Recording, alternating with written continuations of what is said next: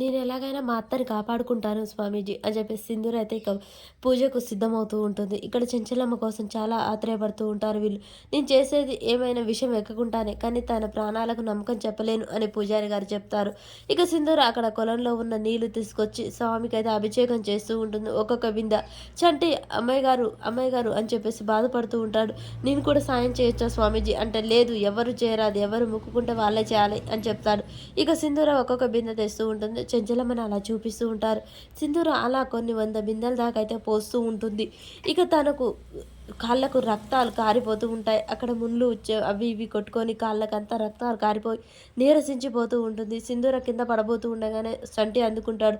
లేదు ముట్టుకోకూడదు, నువ్వు తాకకూడదు, ఆమెకు ఒకరి సహాయం ఉండకూడదు అని చెప్పేసి తనే చేయాలి అని చెప్పేసి అనగానే, అలాగే స్వామీజీ అలాగే నేనే చేస్తాను, ఎవరి సహాయం కోరను అని చెప్పేసి ఇక సింధూర అయితే అలా ఒక్కొక్క బిందె తీసుకొచ్చి పోస్తూ ఉంటుంది. చెంచలమ్మకైతే ఇంకా విషం మించిపోతూ ఉంటుంది.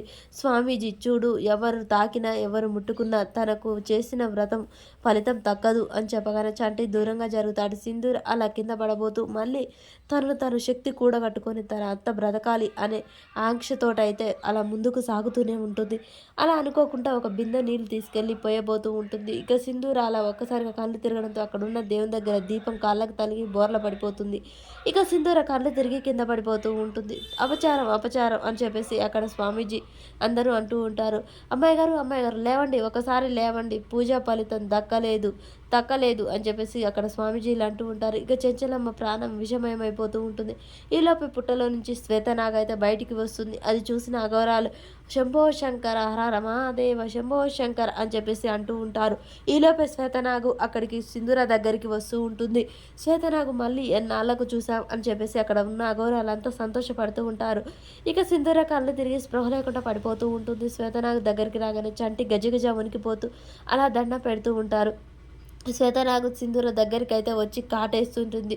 ఒక్కసారిగా కాటేయడంతో సింధూర అమ్మా అని చెప్పేసి గట్టిగా అరుస్తూ దండం పెడుతూ ఉంటుంది శ్వేతనాగుకి.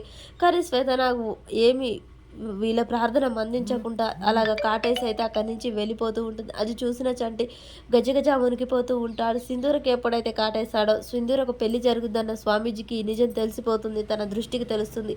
ఇక చెంచలమ్మ ఒక్కసారి ఉలిక్కి పడుతుంది. మరి చెంచలమ్మ ప్రాణాలు వదులుతుందా, లేకుంటే సింధూర వదులుతుందా, అసలు ఏం జరుగుతుంది, వీళ్ళిద్దరు ప్రాణాలు ఎలా కలిసి గాల్లో కలిసిపోతాయి, మరి శ్వేతన కాటేయడం వల్ల సింధూరకి ఏం జరుగుతుంది అనేది మనకు నెక్స్ట్ ఎపిసోడ్లో తెలుస్తుంది ఫ్రెండ్స్. మన వీడియో నచ్చినట్టయితే లైక్ చేయండి, షేర్ చేయండి, సబ్స్క్రైబ్ చేసుకోవడం మర్చిపోకండి ఫ్రెండ్స్.